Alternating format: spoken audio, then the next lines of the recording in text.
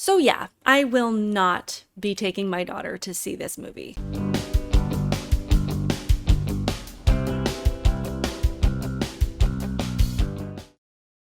Welcome to my channel, Outspoken Samantha. If you are new here, welcome. I would love it if you would hit that subscribe button. And if you're returning, welcome back. I truly appreciate your continued support, and I hope that you are subscribed as well, particularly if you are watching on Rumble, because we do need to support platforms that support free speech, and YouTube is just not that. So I have to say, I am not going to see the new Barbie movie, and I am not going to take my daughter to see this movie either, which is really unfortunate.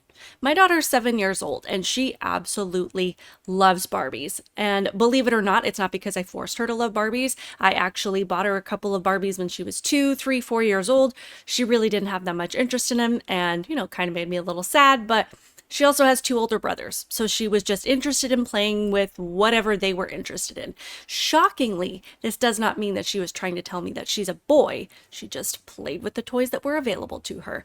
So I'm not even sure how she evolved into this die-hard Barbie fanatic that she is now, but we have so many Barbies at this point in our lives. They are taking over everything that we could practically claim these things as dependents. We're buying them clothes, we're buying them houses, we're buying them cars. So it's a lot. So because of all that, and because of, the fact that there are so many little girls like her, or teenage girls that grew up playing Barbies, or just a lot of people that love the Barbie brand in general, the creators of this movie know how much this brand means to so many people of all age groups. And they know that this movie is going to draw in a ton of little girls, and they know it's visually appealing and it looks like a lot of fun, and it has a really fun soundtrack and a great cast, because I do love Margot Robbie and the guy, Ryan Gosling. So they know that all of these things are going to draw us in. But as with every single movie these days, we have to pre-screen it as much as we can, and we have to worry about the messaging. Like, we just have to. Hollywood has put us in this position. They've made it known that they do not care what the values of probably the vast majority of their audience are, or what we believe that our kids should be learning, or what, if we want to instill facts in our kids, like girls are girls and boys are boys, or that wanting to be a mom and growing up to have children is actually something that will bring you joy and fulfillment. They don't care what it is that we want to teach our kids.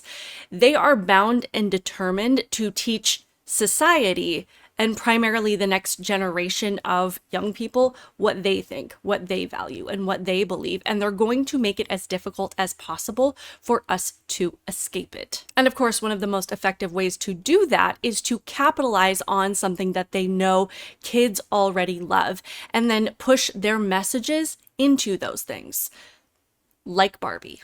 And it's interesting because even watching the trailer, it does look like a really fun movie. It looks harmless, it looks entertaining, it looks like it's just going to be a good time for moms and their daughters, and for teens and their friends. But even then, the movie is rated PG-13, so it's not even rated for the demographic of girls that are actually playing with Barbies at this point in their life, which is kind of weird. But honestly, to be fair to the woke left, X-rated material is fine for kids. So there's that. So the rating system really doesn't mean a whole lot at this point. So at first, I did hear a lot of people kind of focus on the feminist aspect of this movie, but I watched a video by Amala Ekpunobi, and she put this argument kind of into perspective beautifully by reminding us that Barbie has always kind of been a feminist, at least in the more pure sense of being a feminist. And I'll put Amala's video in the description box if you want to go watch it, but I love what she had to say about it. Barbie has had hundreds of careers and looks and interests. She's loves sports and animals and the arts and business, etc. So I think we can all appreciate that the Barbie brand has really tried to embrace all kinds of interests that little girls have, and honestly, in a lot of ways, has been antithetical to the messaging of the trans movement, who says that if you're a girl who likes sports or stereotypical male things, then that means you're a boy or some kind of identity other than a girl, whereas Barbie has displayed every kind of interest imaginable and profession imaginable, and she has still stayed a woman. So to me, Barbie as a whole, even if she is a feminist, she hasn't been a toxic feminist. until this movie. It looks like a pretty fun movie. It looks like something that you could at least take probably at least 11 years old and up to. Again, this is rated PG-13, so I wouldn't take my 7-year-old daughter to it anyway, just based on the rating, but it looks harmless, looks kind of fun, at least at first glance, which is what it's supposed to do. But I was reading through the plot on Wikipedia, and I know Wikipedia, give it or take it or leave it, but it is pretty far left, so I feel like this is something that we're actually going to be honest about.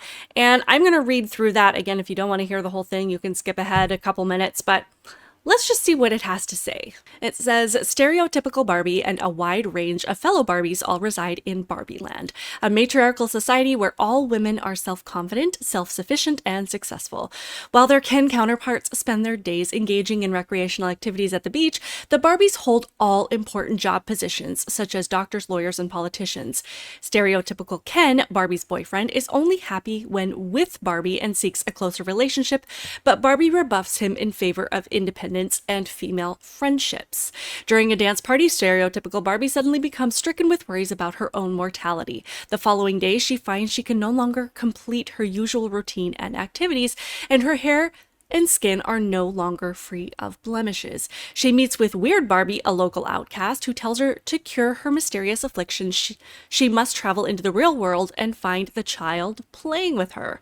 On the way to the real world, stereotypical Ken stows away in stereotypical Barbie's convertible, arriving at Venice Beach through a portal. The pair cause multiple antics in the area, alarming the Mattel CEO, who orders their capture. Stereotypical Barbie tracks down her owner, a tween girl named Sasha, who criticizes Barbie for encouraging unrealistic beauty standards and shallow consumerism. A distraught Barbie discovers that Gloria, a Mattel employee, is the catalyst of her existential crisis. Gloria began playing with Sasha's Barbie toys while experiencing her own identity crisis, inadvertently transferring her concerns to stereotypical Barbie. Stereotypical Barbie is almost caught by Mattel's CEO and his subordinates, but Gloria and Sasha rescue her and the three travel together to Barbie Land. Meanwhile, stereotypical Ken learns about the American patriarchal system and feels important and accepted for the first time.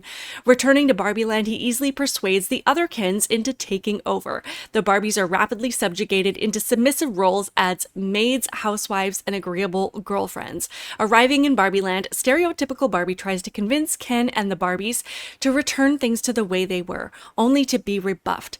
Sasha inspires a depressed Barbie by acknowledging the inherent contradictions of American femininity.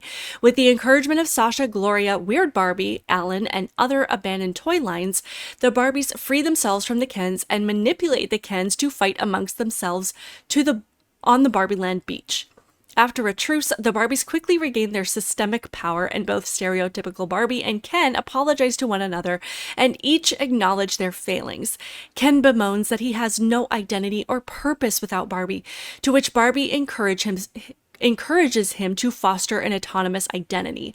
Stereotypical Barbie, who remains unsure of her own purpose and identity, meets with Barbie inventor Ruth Handler. Ruth explains that that Barbie's story has no set ending and her ever-evolving history surpasses that of her roots. Moved by this, stereotypical Barbie decides to become human and return to the real world. Sometime later, Gloria, her husband, and Sasha take Barbie, now going by the name Barbie Handler, to a gynecologist for her first appointment. Sounds like a great movie. Like, what the heck did I just read? Would you, in watching the trailer and hearing what the plot is, would you have ever gotten that from this trailer? It's like they decided to take every piece of woke trans feminist ideology and cram it into one movie and then present it to us in one big, pink, pretty package. It's so incredibly dishonest and intentionally deceptive. And then there was this interview with Dr. Tom Baer, who has actually seen the movie, and he has some very interesting things to say as well. So let's have a look at that.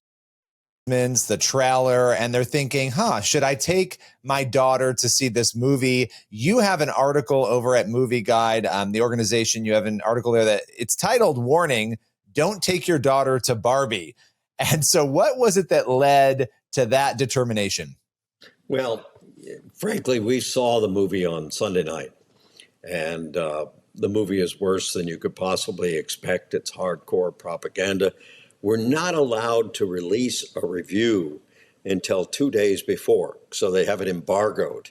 So we see a lot of movies early. We write the reviews, and then we wait. So that's a part of life in the big city of Hollywood.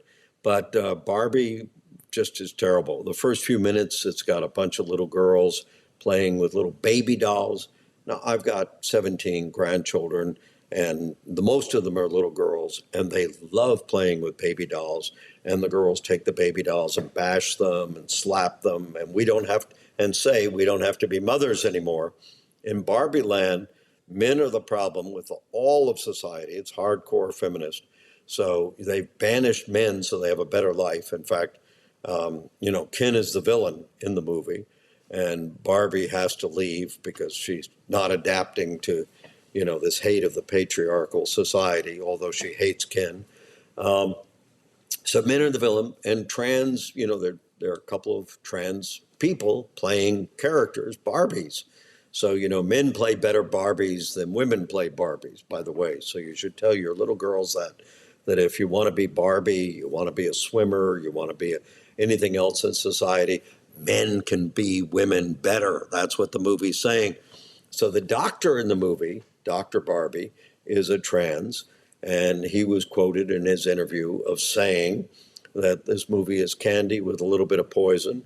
And the other trans person said, this is going to finish the gender conversation forever because all the little kids who see it are going to realize that you don't have to be women to be women, if they are women, which is really weird to me because I'm, 77 years old. So, I still believe that our DNA and everything else says that I'm a man. You follow the science, Dr. So I Bear. figured out how to be a man. So this is the article that Dr. Bear was talking about. Warning, don't take your daughter to Barbie. But I don't think the full thing is available there, but I will link it in the description box if you would like to read it. And then they talk about the trans agenda in this movie, which Dr. Bear did just mention. And the creators of this movie aren't even trying to hide it. We know that the left is going to make us accept, believe, and celebrate this ideology if it is the last thing they do. So of course, they're going to slide it into as many movies as possible, as many movies, themes, books, and products as they can possibly think of to get it in front of your child, and like I said, make it as difficult as possible to avoid. And I do find it particularly offensive that this movie is targeted towards young girls, because if you didn't know, young girls right now make up the majority of cases of teenagers who suddenly develop this discomfort with their gender, despite never having any symptoms of gender dysphoria in their past at all. But it's largely due to these type of influences where they develop a discomfort with their body, being told that puberty is their problem, that puberty is some kind of illness, and that the way to escape all of this is to become a boy, or they want to take on some kind of alphabet identity because their friends are doing it, or because it's not cool to just be a girl anymore. And these are all things that have been confirmed by young teenage girls who come out of this on the other side, having gone through it, and say that they never actually had any legitimate discomfort with their biological sex or their pronouns, but because of some influence, whether it be in the media or their peers or whatever it was, that's what led them to believe that there was something wrong with them that they needed to change. And this kind of movie is going to just continue to fuel those ideas. So this is Harry Neff that plays one of Barbie's sidekicks, as you can see, dressed up as a woman there. And Greta Gerwig, who is the director of the film, stated that this movie would not be possible without the LGBTQ plus community. She says, "We're opening the doors to the Barbie universe," Gerwig told Out in a separate interview. "There's no way we could have told this story without bringing in the LGBTQ plus community. And it was important for us to represent the diversity that Mattel has created with all of the different Barbies and Kens that exist today." Neff, who is the trans character, is hoping to see even more layers of the trans community featured in film. And it's just really sad that girls can't just have a movie that isn't trying to politically target them in some way. They can't just have a fun movie that says, hey, you can be a strong woman who likes pink, who wants a career and wants to be a mom, and you can't be just proud of being a woman and stand up for the fact that men and women are different, yet complement complementary to each other. They have to create this movie where men and women are once again divided and pitted against each other and trying to compete in who plays better men and who plays better women. This movie pushes all of the destructive and confusing ideas, like men want to suppress women, or that everything that challenge women or that women struggle with are the fault of men. Yet if a man wants to be a woman, then somehow he's the same as a woman. And it's just all garbage. And just as a little side note, in case you guys didn't know, Hollywood has been on strike for the last couple of months, and one of their concerns is that they're all going to be replaced with AI because the bigwigs at the top want to cut costs.